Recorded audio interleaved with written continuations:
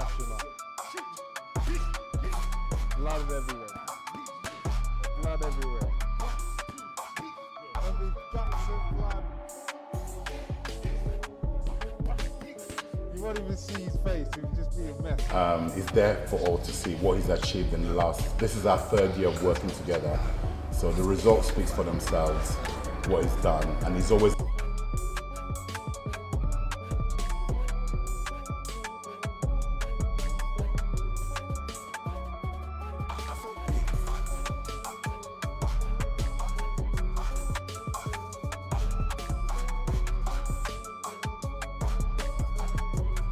Boxing's full of opinions, so let them keep thinking about it. I'm more than ready for every second of the 40 minutes we're going to be in the ring. Don, that was a great answer, because that is the only thing that people are going on. Yeah. You know, people that they say, listen, you know Daniel inside out, you've seen him spar, you've seen how Camp's gone. You know, what's your answer to that, Don? well, it's more or less echoes what Daniel just said. You see, people got very short memories. They said that for Miller, they said that for Hergiv, they said that for AJ was a mismatch. And on each occasion, what more does he have to do? We just got to carry on doing what we've been doing. Fabio is talking, like Daniel just said, it's him that... Prediction, how the fight goes, how do you win? Win, by any means necessary. KO? Yeah, by any means necessary, Can you mate. see anything but? Bombs away. You're going to break him down, smash him up. Both, blood everywhere, blood everywhere, blood everywhere. Listen, There'll be guts and blood. You won't even see his face, it would just be a mess. Listen, you're both still training. Are you still there 11, 12? Yeah. Final bell. I say if you're both still I'll training. be there every second of that 40 minutes. My top 5 heavyweight boxers right now in the world are me, and after me, I don't know. My top 5 heavyweights in the world right now, I'd say I got 3 like top guys upcoming. You got the new kid Adama, they got other guys, a few other guys.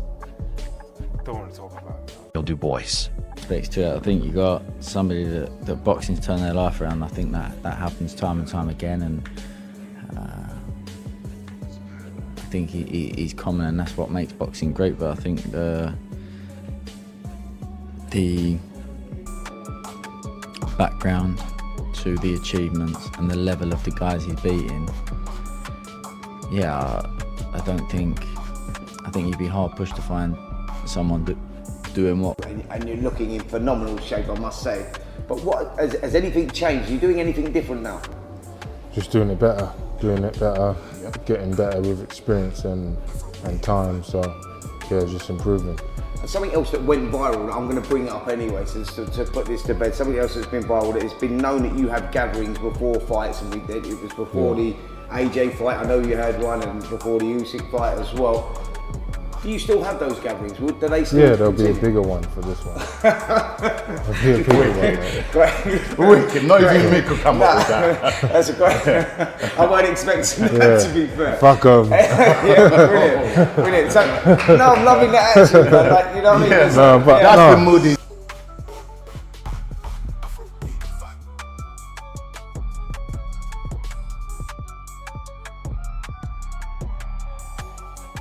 Daniel Dubois just sent the most brutal warning in heavyweight boxing.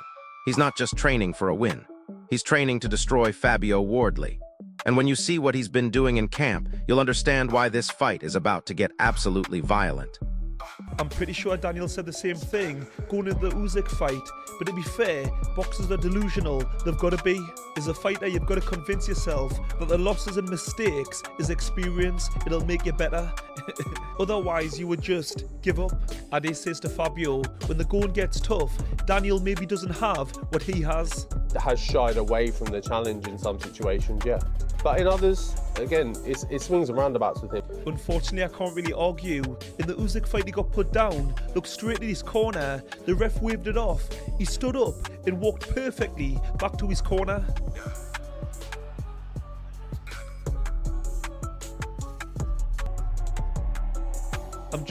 Listen to what Ben Davidson just revealed about Wardley's rise.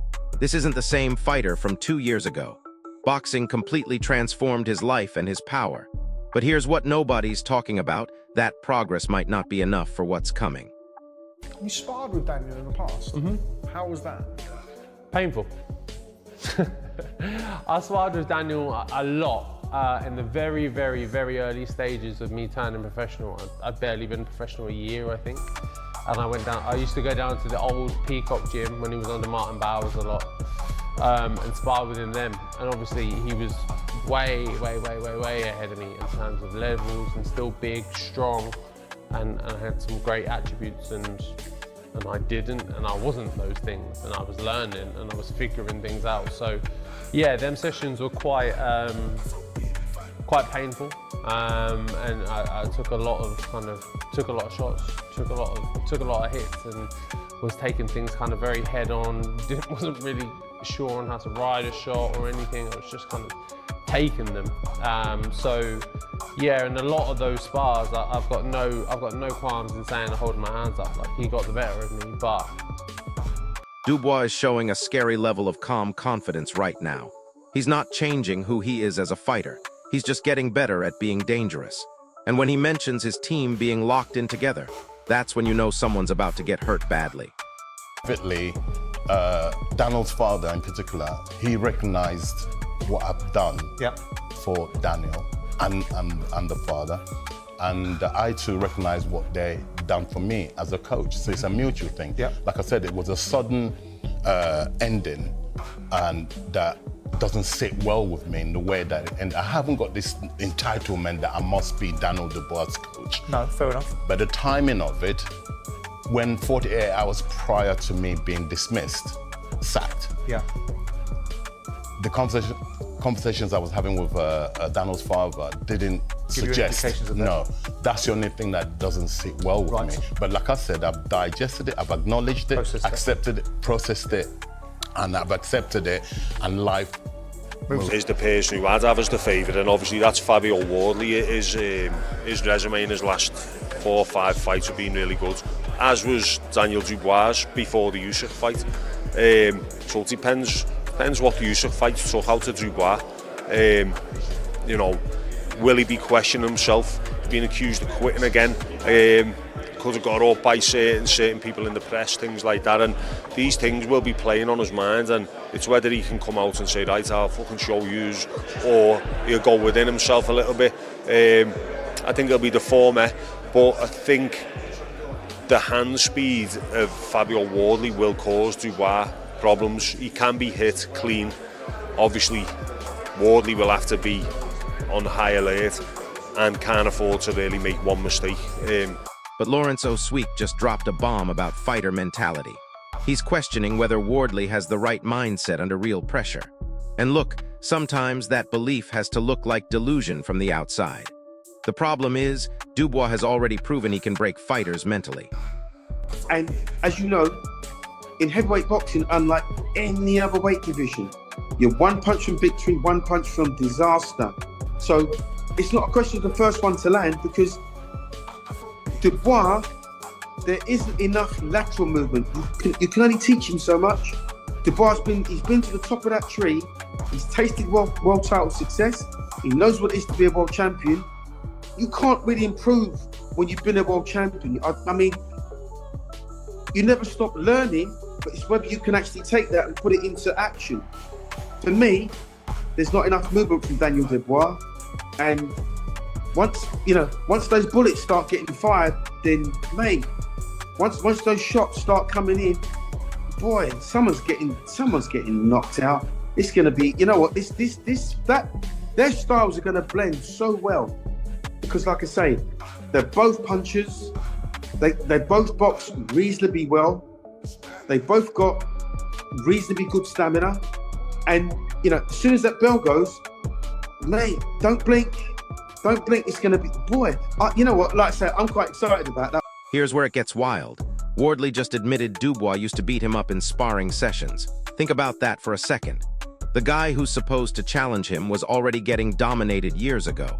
Sure, both fighters have improved, but that mental edge, that stays with you forever. When it comes on top for him, Daniel Dubois, what's up there and does he want it? That's the only real question mark I've got over his career. Obviously, losing to Usyk's no disgrace, but he's a massive puncher, big hard hitter. And Fabio Wardley has never really been in there. You've got Justice Hooney, you've got Joseph Parker, you've got Fraser Clark. None of them are really bangers, are they? None of them can really punch hard for heavyweight. I'm sure if they hit you on the chin, it'd hurt. But somebody like me who's got a granite chin. Don Charles revealed something deep about his relationship with Dubois. Even after they separated professionally, there's still massive respect there. And that tells you everything about Dubois' character. This isn't just physical development. This is a fighter who's learned to handle team changes while staying focused on violence. About mindset, Don recognises that it's not about the physicalities of Daniel Dubois. Never has been. You know, he's a big, strong guy, and like if you get his mind right and he's that self-belief there, and that's what Don will be working on with him. Duke McKenzie broke down the real danger here. One clean shot changes everything in heavyweight boxing. Dubois has world-level power and experience, but his movement under pressure gets questioned. Meanwhile, Wardley brings knockout ability that makes him dangerous every single round. Neither man can afford one mistake. Because Fabio Wardley's a world champion now in his own right. And that 5% I'm just talked to you about, he's 5% better now than what he was before he won the title. Because that's what it gives you when you win a world title. Now, he's just beaten Joseph Parker, right? And messed him up quite badly. It wasn't an easy fight. It ebbed and flowed for periods in that fight, but ultimately, Wardley got the job done. That's what he does. He gets the job done. Look at his career. Now, he would have improved, and a lot is to be said of Daniel Dubois because he's got an excellent jab. That was the difference between him and AJ when they fought, was that jab. It was just beautiful. Wardley's got a good jab, and if Wardley's jab has improved since winning that title, then Carl Frack is questioning Dubois' consistency, but he can't ignore that devastating punching power. At the same time, he's challenging Wardley's experience against elite punchers. This is Wardley's biggest test by far. And despite all the criticism, both fighters are being taken seriously because they can end fights instantly. Jesus Christ, man. That's just sensational. Honestly, that is just brutality at its best. I have picked against Fabio 2 or 3 times. I will never pick against him again. That being said, I picked against Dubois a couple of times.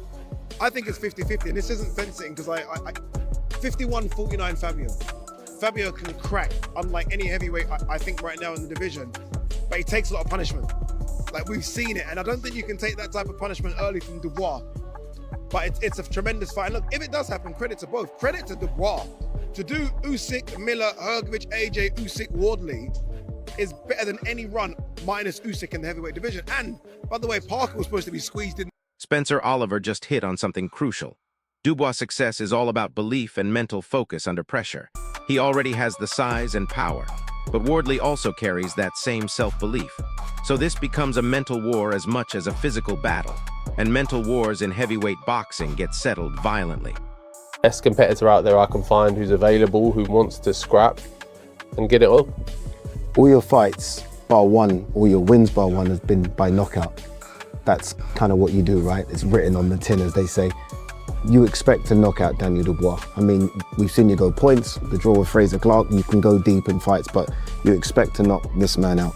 Yeah, look, I've done it before. In terms of going the distance, it's something I know I've got on the locker, it's something I know I can do, but also, like you say, as a proven record, I knock people out. And whether that be first, second, third round, or 10, 11, 12, I carry that power all the way through. I carry that heart, determination and game all the way through. Every minute of every round, I'm in the fight. There's not a second of the fight where you think I'm down. Duke McKenzie explained how Wardley has grown into a complete fighter since becoming world champion. That confidence makes him more dangerous every round. His win over Joseph Parker proved he can handle pressure and finish strong. But Dubois brings trouble with that jab and raw power that has ended careers before. Champion, you obviously have a say in this fight as well. Why did you want to go straight into this one after a defeat? Most people have an easier one after a defeat, just to kind of get back on the horse, so to speak. You've gone straight into what many consider the #2 heavyweight in the world. Why have you gone straight there? I think it's perfect for me. This fight, you know, you ain't a southpaw or anything like that. This is the domestic scrap I need. This is, you know, juicy for me. You know, this is proper boxing now. Back at home. I'm coming out southpaw, so he's gonna be. Daniel Dubois called this a true 50-50 heavyweight war. Wardley's power can change any fight instantly. Dubois brings early intensity that overwhelms opponents quickly. The key question is durability versus power, especially if Wardley gets caught early. This isn't a domestic clash anymore. This is world-level violence. Smile when I say that, where for me it's quite scary. Do you accept that this is going to be one of those painful fights? Yeah, I think that's a given. Whether it be him, Joseph Parker, AJ Fury, Usyk, whatever. At this level of the game, there's no easy rides no more. There's no comfy cruise through the win and have it nice and easy. Like, it's gonna be a scrap. And especially with the way we two go at it, yeah, there's gonna be a few cuts, a bit of blood, and all the rest to go with it. You liking that? Blood sport, yeah. I love it. Why? Why do you love that danger to it? Nah, this is you need to take chances if you want to be great. If you want to be great and do something, to go down in history for, you need to take chances and risks, and this is what we are. It's what we live. Wardley showed complete belief in his knockout ability across all rounds. He carries power late into fights, making him dangerous at any stage. But against Dubois, this power clash becomes even more dangerous because Dubois is known for explosive early finishes. Every round becomes unpredictable and high risk from start to finish. What stands out is neither fighter is taking the safe route. Dubois could have picked easier opposition after his setback. Instead, he chose the most dangerous challenge possible. Both men are willingly stepping into violence, not looking for an easy night. They want statement wins at the highest level, and that means someone's getting seriously hurt. So there you have it. Two heavyweights who openly accept this will be a violent, painful battle with no easy moments. Both embrace danger as part of becoming great. This isn't just about winning, it's about proving who can survive under the harshest conditions. Who do you think handles the pressure better when the violence starts? Drop your prediction in the comments below. If this breakdown got you hyped for this war, smash that like button and subscribe because heavyweight boxing is about to get absolutely brutal.